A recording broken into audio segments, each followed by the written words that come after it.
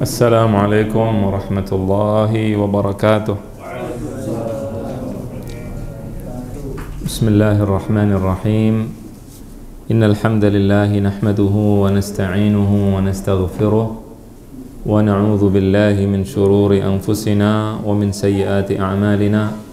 Man yahdihillahu fala mudilla lahu wa man yudlil fala hadiya lahu. أشهد أن لا إله إلا الله وحده لا شريك له وأشهد أن سيدنا محمدا عبده ورسوله لا نبي بعده اللهم صل وسلم وبارك على نبينا محمد وعلى آله وصحبه أجمعين أما بعد رب زدني علما وارزقني فهما رب اشرح لي صدري ويسر لي أمري واحلل عقدة من لساني يفقه قولي اللهم أرنا الحق حقا وارزقنا اتباعه وأرنا الباطل باطلا وارزقنا اجتنابه اللهم اجعلنا ممن يستمعون القول فيتبعون أحسنه اللهم آمين آمين يا رب العالمين. Alhamdulillah kita berjumpa lagi untuk membaca kitab baru setelah kita menyelesaikan kitab kemarin, kitab Lum'atul I'tiqad.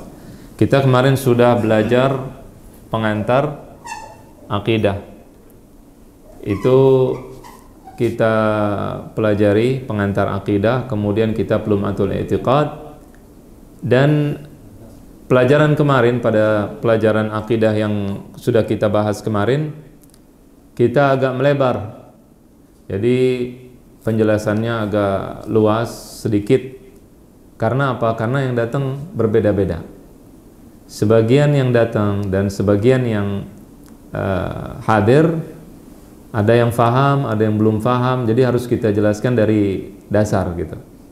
Makanya kemarin ada yang mengatakan atau ada yang komplain, namanya komplain ya.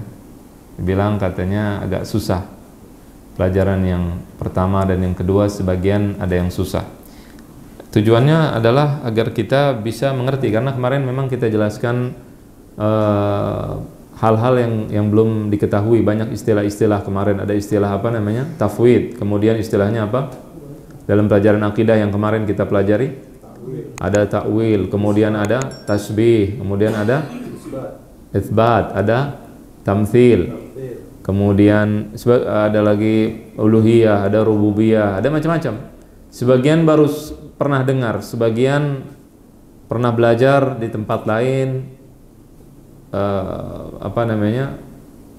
Pemahamannya kita benarkan terlebih dahulu. Ya, jadi oleh karena itu kemarin kita meluas. Nah, sekarang pelajaran sekarang insyaallah kita akan membahas kitab Qala'idul Iqyan fi Ikhtisari Aqidat Ibni Hamdan. Ini kitab akidah baru. Kita akan pelajari ini kitab ini. Dan dalam belajar kitab ini insyaallah kita tidak melebar kemana-mana. Insyaallah yang akan kita pelajari adalah apa yang ada di dalam kitab, syarah kitab. Jadi kalau kemarin tinggi, sekarang turun, jadi enak turunnya kan, lebih pahamnya lebih mendalam. Tetapi bukan berarti pelajaran sekarang tidak ada yang tidak ada yang baru begitu, bukan. Ada pembahasan-pembahasan nanti akan kita bahas yang tidak ada di pelajaran kemarin Lum'atul I'tiqad dan juga belum kita bahas sama sekali. Ya, dan kita akan mempelajari akidah Hambaliyah khusus. Begitu. Kalau kemarin kan kita menjelaskan yang A, yang B, yang C, begitu kan? Sekarang tidak, insyaallah kita akan mempelajari kitab ini. Kitab yang akan kita pakai ini namanya kitab Qala'idul Iqyan fi Ikhtisari Aqidat Ibni Hamdan. Nanti akan kita pakai syarah daripada Syekh Abdullah bin Muhammad Al-Abdullah. Namanya kitab Minhatur Rahman ala Mukhtasari Aqidat Ibni Hamdan. Ya, jadi ini yang akan kita jadikan rujukan utama insyaallah taala. Kenapa pakai kitab ini? Pakai kitab ini karena kitab ini dijadikan sebagai referensi utama oleh para ulama madhab Hambali. Jadi ini adalah referensi utama dalam madhab Hambali. Madhab Hambali sini maksudnya madhab Hambali dalam akidah, bukan dalam fikih. Kita bicara dalam akidah. Kalau ada yang baru datang, maksud kita bicara di sini adalah mazhab akidah Hambaliyah Athariyah. Jelas tidak? Baik. Kalau kemarin kita belajar kitab Lum'atul I'tiqad, kitab Lum'atul I'tiqad itu berbicara tentang akidah Hambaliyah dengan mengutamakan atau dengan menggunakan dalil naqli. Jadi Ibnu Qudamah itu menggunakan dalil naqli di dalam penjelasan beliau. Dalil-dalil yang beliau kemukakan ada dalil naqli. Nah, kalau kitab ini pengarangnya ini menggunakan istilah-istilah ilmu kalam. Pernah dengar ilmu kalam? Pernah dengar nggak? Ada yang dengar ilmu kalam? Nah, insya Allah akan kita jelaskan apa hukumnya belajar ilmu kalam dan seterusnya. Nanti akan kita jelaskan apa itu ilmu kalam dan seterusnya.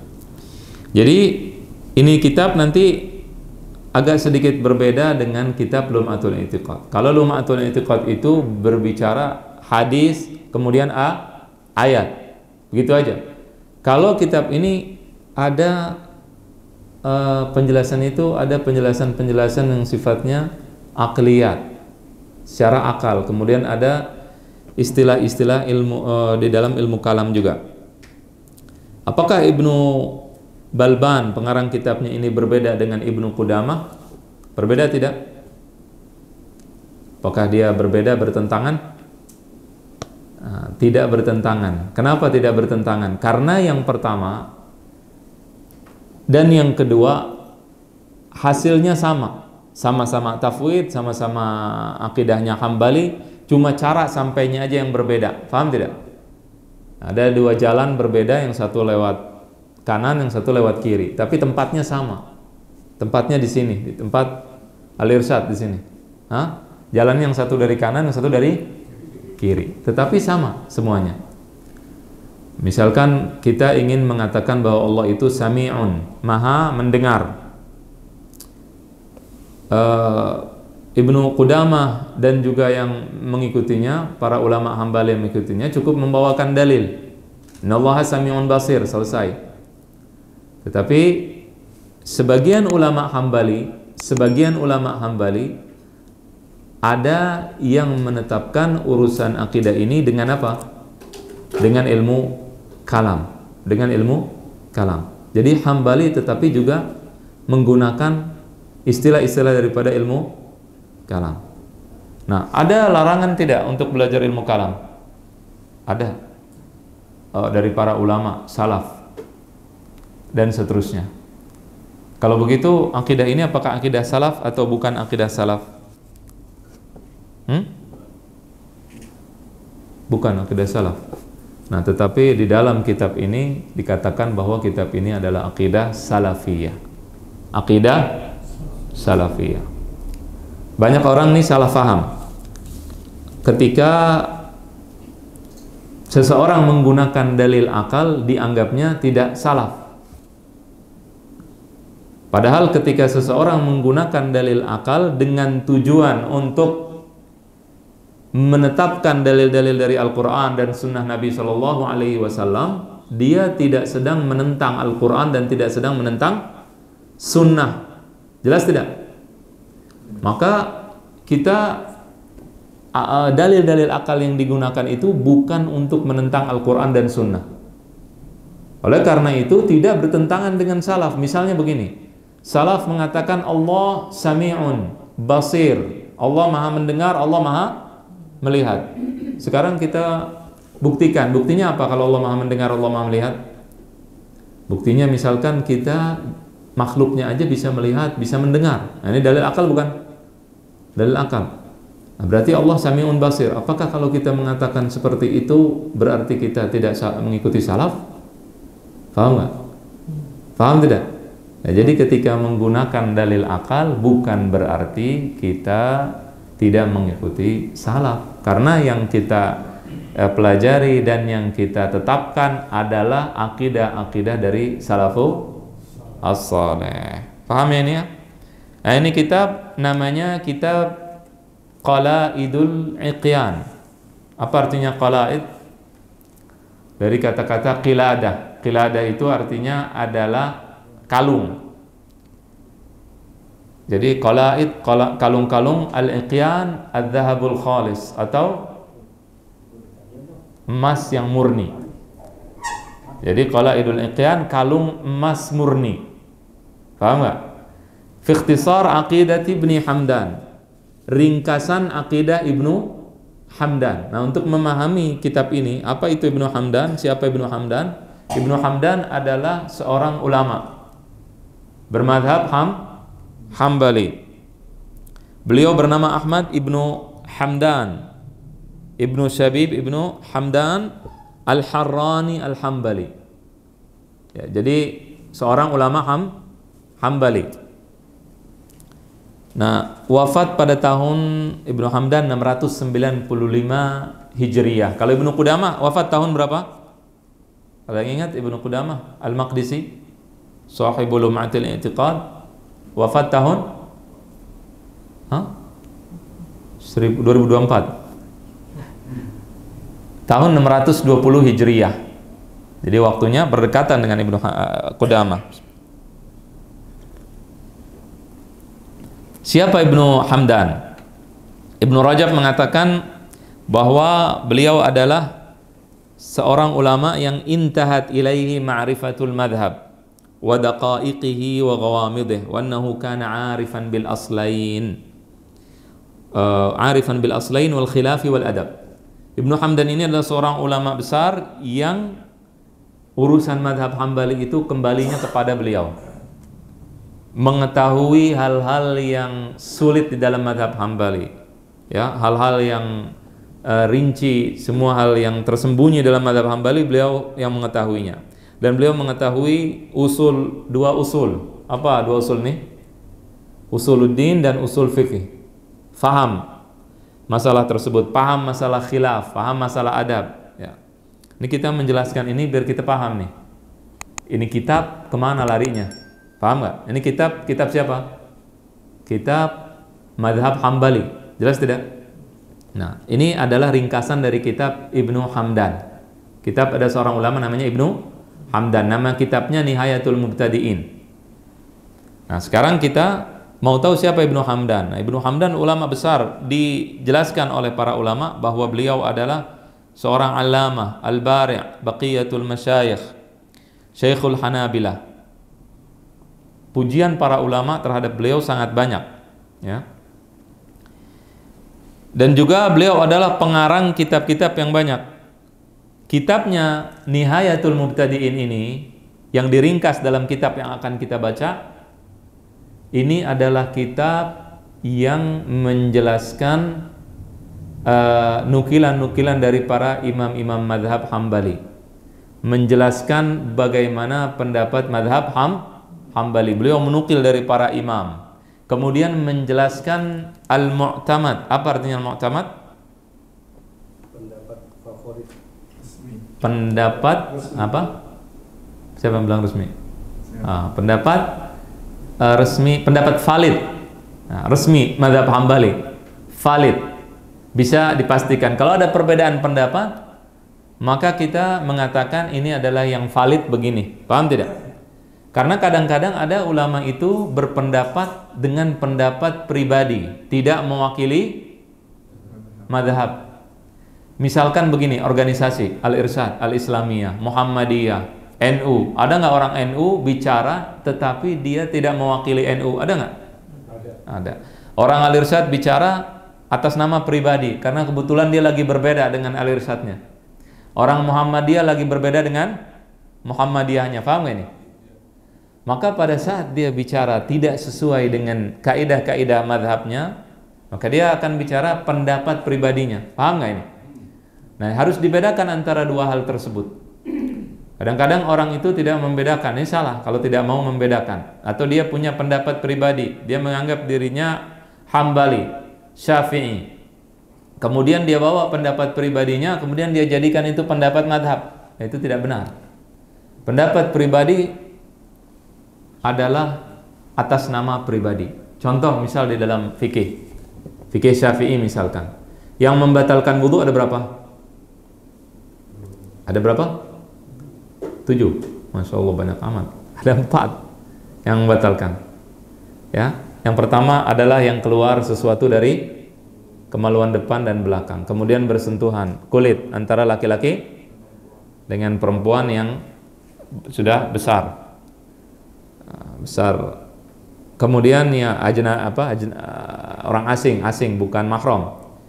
Kemudian yang ketiga apa? Menyentuh kemaluan dengan telapak tangan. Kemudian yang keempat apa? Hilang akal, gila, tidur dan seterusnya. Faham ini?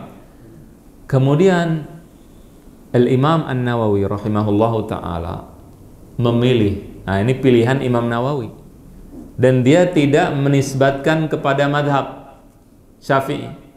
Beliau memilih bahwa makan daging unta membatalkan wudhu. Di dalam madhab Syafi'i makan daging unta membatalkan wudhu atau tidak? Tidak. Paham gak ini? Fahim tuh? Diam aja. Fahim tuh? Jelas nggak? Di dalam madhab Syafi'i yang membatalkan wudhu ada 4. Makan daging unta termasuk tidak? Tidak. Tetapi menurut Imam Nawawi membatalkan wudhu. Imam Nawawi madhabnya apa? Syafi'i. Tetapi beliau seorang yang amanah. Pada saat dia mengatakan bahwa makan daging unta membatalkan wudhu, dia tidak bawa madhabnya. Dia mengatakan bahwa ini adalah pendapat pribadi. Ikhtiar Al-Imam An-Nawawi. Jadi nggak dicampur adukan. Faham nggak ini? Nah, ini di dalam kitab Nihayatul Mubtadi'in seperti itu. Beliau Al-Imam Ibnu Hamdan menukil pendapat madhab Hambali yang valid. Nah, inilah yang akan kita baca. Ini adalah pendapat madhab Hambali yang resmi, yang valid.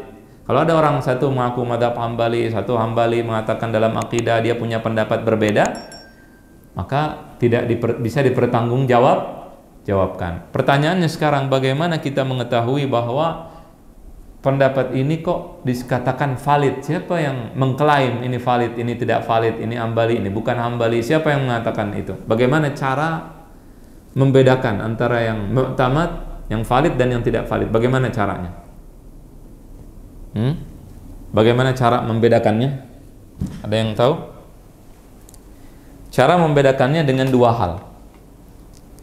Yang pertama, ini cara membedakan apa? Cara membedakan pendapat yang valid dan tidak dalam satu mazhab, ya, dan tidak. Yang pertama adalah apa? Mayoritas. Pendapat mayoritas ulama madhab.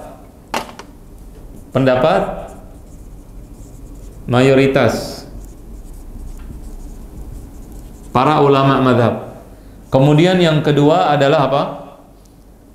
Pendapat para ulama muhaqqiq, al-muhaqqiqin.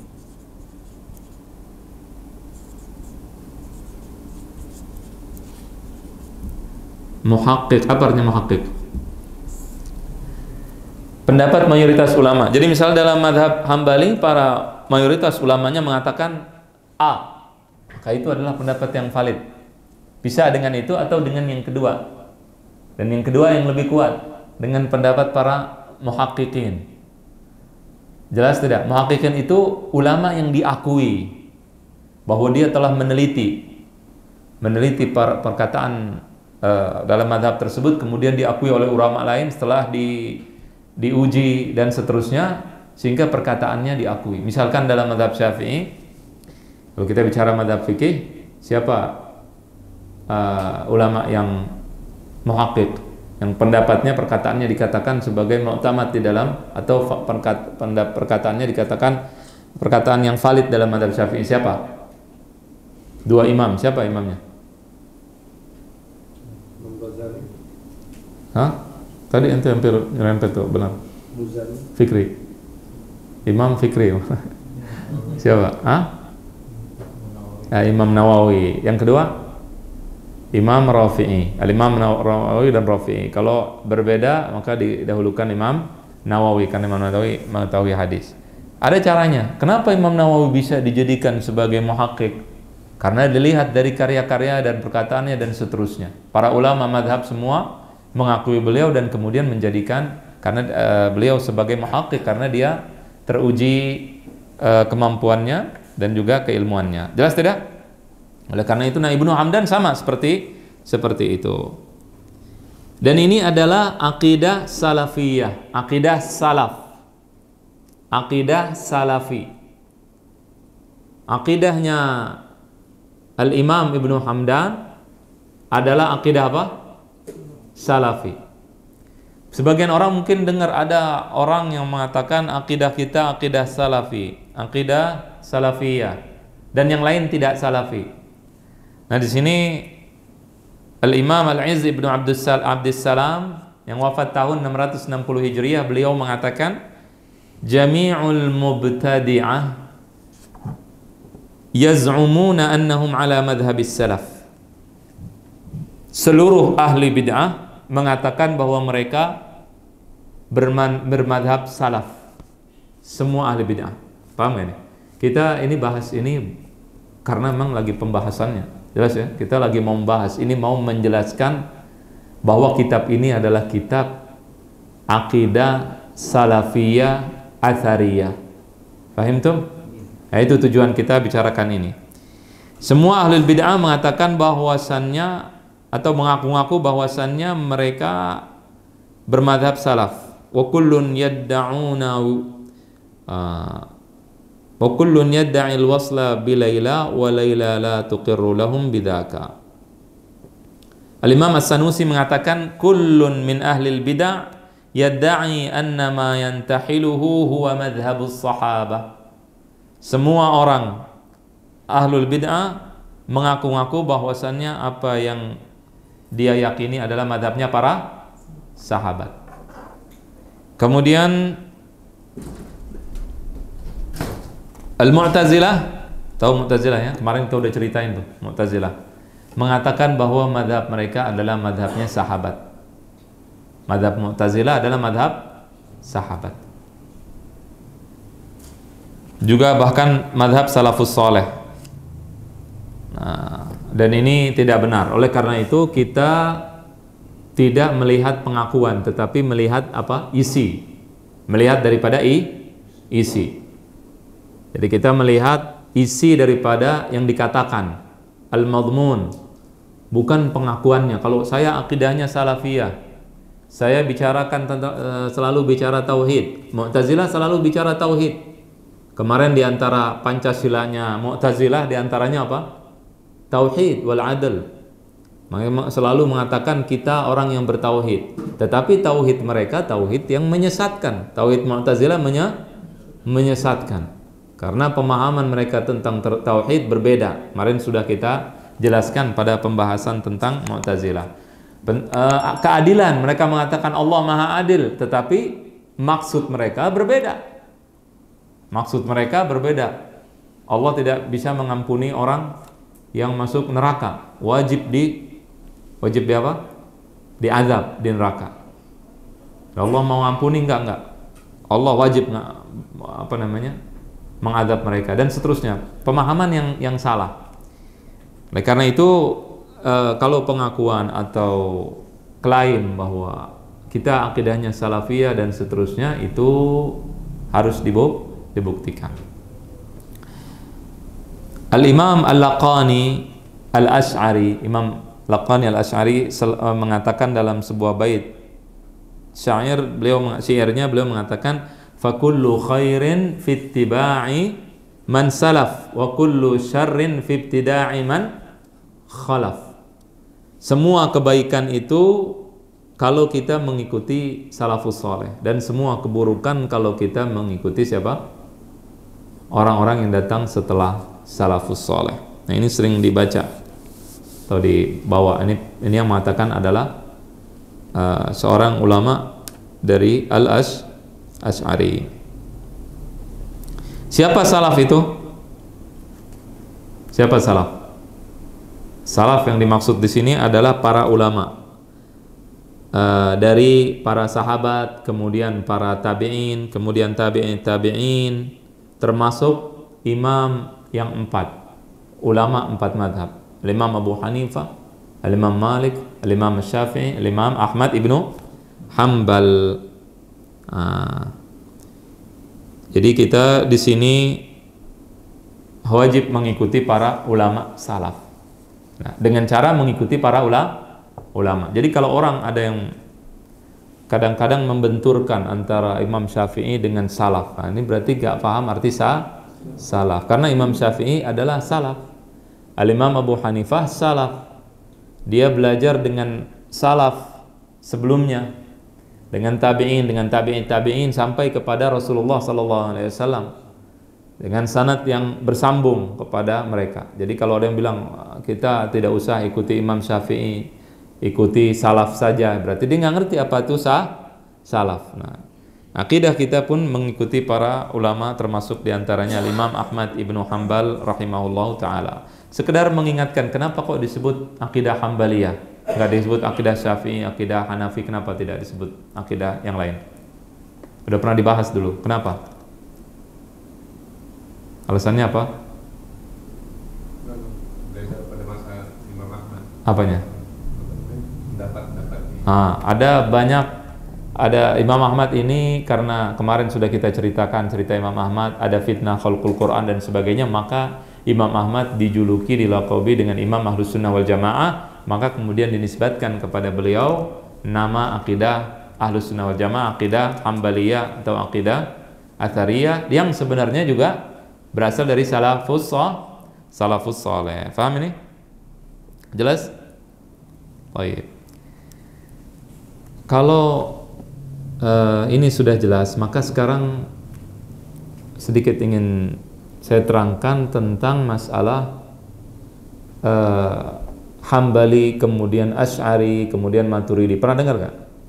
3 kelompok, ada Asy'ari, ada Maturidi, kemudian ada Hambali.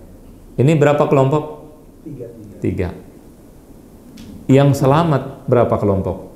3. Yang selamat kata Nabi, Firqatun Najiyah, kelompok yang selamat 1. Berarti siapa yang selamat? Asy'ari kah, Maturidi, atau siapa yang selamat? Tiga-tiganya selamat. Tiga-tiganya masuk 1 kelompok. Tiga-tiganya masuk 1 kelompok. Nah, itu pendapat sebagian ulama mengatakan bahwasannya Ahlus Sunnah wal Jamaah 3 tadi, Asy'ari, Maturidi, Hambali, dan mereka pada hakikatnya 1 kelompok. Jelas. Jadi kalau ada orang bikin organisasi ini, banyak kadang-kadang orang salah paham.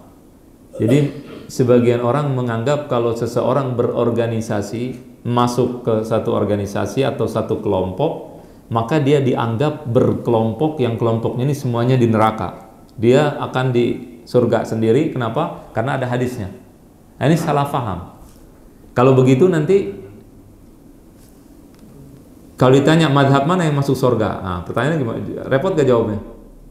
Madhab Syafi'i atau madhab Hanafi yang masuk surga? Kenapa? Karena sebenarnya 1 kelompok. Kelompok yang mengikuti Al-Quran dan Sunnah, dan juga sesuai dengan salafus soleh. Oleh karena itu, ini madhab ini sama semua, 1 kelompok pada hakikatnya, bukan berbeda-beda.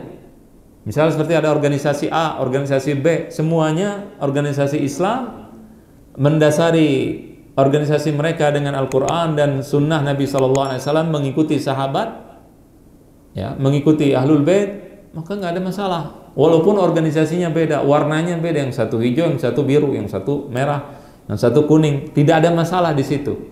Yang jadi masalah adalah pada saat mereka berbeda di dalam masalah pokok-pokok akidah. Paham nggak ini? Jelas. Jadi kalau ada yang satu percaya sama Nabi, satu nggak percaya sama Nabi misalkan, nah baru di situ firqah yang benar adalah firqah yang selamat, adalah firqah yang percaya pada Rasul Sallallahu Alaihi Wasallam. Nah, jadi jelas ya bahwa kitab ini, kitab Qalaidul Iqyan, ini adalah ringkasan daripada kitab Nihayatul Mubtadi'in, karya siapa? Al-Imam Ibnu Hamdan. Jadi namanya juga kitab Qalaidul Uqyan fi ikhtisari ringkasan, ya, Qalaidul Uqyan ringkasan ikhtisar aqidah Ibnu Hamdan. Wadah? Jelas? Ya.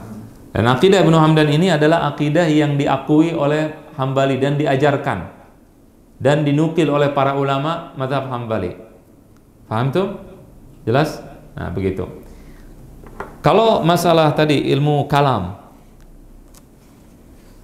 nanti akan kita bahas lebih mendetail nanti pada pertemuan selanjutnya sedikit.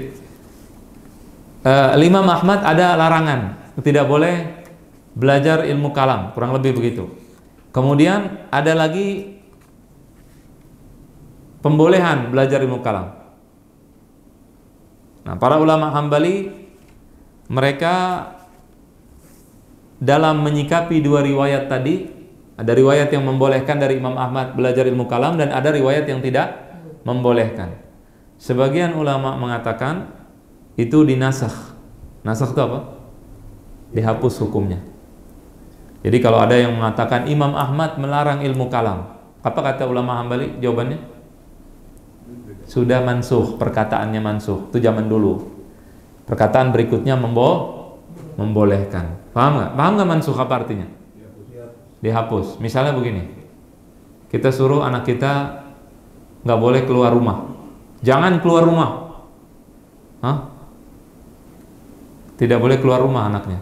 Kemudian 2 jam kemudian kita bilang udah boleh sekarang keluar rumah, keluar rumah. Berarti perkataan pertama jangan keluar rumah sudah dimansukh, dihapus dengan perkataan boleh keluar rumah. Paham tuh? Ini perkataan pertama. Kemudian yang kedua adalah bahwa para ulama Hambali mengatakan bahwa menggabungkan antara dua riwayat. Yang dilarang oleh para ulama adalah ilmu kalam yang tercela, yang mazmum, yang apa? Yang tercela. Ilmu kalamnya Mu'tazilah, para ahli filsafat yang tidak ada hubungannya dengan wahyu, yang tidak terikat dengan ikatan wahyu sama sekali. Nah, itu dilarang. Tetapi ada ilmu kalam yang dibolehkan. Ilmu kalam yang tidak ada masalah, yang tidak bertentangan dengan wahyu, maka di sini tidak ada masalah. Jadi kalau ada yang bertanya, ilmu kalam nggak ada zaman Nabi, jawabannya apa? Maksudnya kalau Nabi tidak pernah pakai ilmu kalam, kita jawab apa? Ya, ilmu kalamnya nggak ada zaman Nabi. Ilmu kalam ada setelah Nabi Muhammad SAW. Maka para ulama pada saat didebat oleh orang-orang yang di luar Islam misalkan dan yang lain, mereka ketika kita jawab dengan Al-Quran tidak bisa, karena mereka tidak percaya dengan Al-Quran. Maka dijawab dengan senjata mereka, yaitu apa? Senjata akal tadi, supaya mereka faham dan supaya mereka bisa menerima. Ya, jelas? Nah, itu tujuannya. Dan itu tujuannya bukan untuk melawan Al-Quran atau melawan Sunnah, tetapi justru untuk membela Al-Quran dan Sunnah. Kemarin kita jelaskan bahwasannya Al-Mu'tazilah itu hancur sehancur-hancurnya dihancurkan oleh Al-Imam Abul Hasan Al-Ash'ari. Al-Imam Abul Hasan Al-Ash'ari. Nanti akan kita ceritakan. Pada saat Abul Hasan Al-Ash'ari keluar dari Mu'tazilah, dia menantang seluruh Mu'tazilah untuk berdebat dengannya, karena dia menguasai ilmu kalam yang ilmu tersebut digunakan untuk menyerang akidah Ahlus Sunnah wal Jamaah. Maka setelah Mu'tazilah itu dilawan dengan senjata mereka, maka kalahlah Mu'tazilah dan tidak ada lagi Mu'tazilah sampai sekarang. Tadinya Mu'tazilah itu seperti yang sudah kita jelaskan berkali-kali, Mu'tazilah itu masuk ke seluruh kelompok Islam, saking kuatnya mereka. Paham? Masuk, tidak ada yang bisa mencegah. Karena para ulama pada saat itu tidak mengetahui ilmu kalam ini, dan mereka pada saat mendengar kata-kata ilmu kalam, mereka maksudnya adalah ilmu kalamnya Mu'tazilah. Kenapa? Mereka mengatakan ilmu kalam jelek dan sebagainya. Yang dimaksud adalah ilmu kalam Mu'tazilah. Karena yang pada saat itu yang mereka hadapi para ahli kalam siapa? Al-Mu'tazilah. Kemudian yang terakhir, apa itu arti ilmu kalam? Dari tadi ilmu kalam. Kemudian kita belum mendefinisikan ilmu kalam itu apa. Ini terakhir.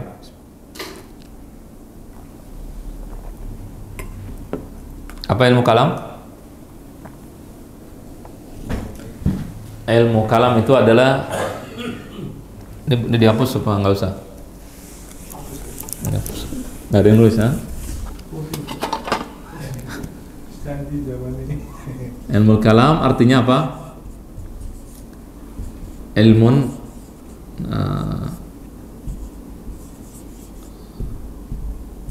yuqtadaru ma'ahu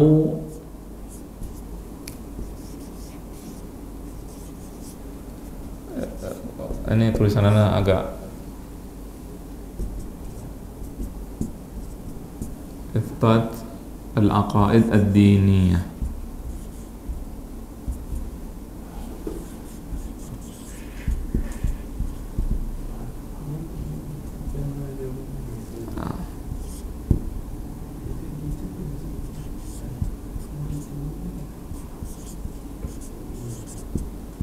Wa daf'i syubah.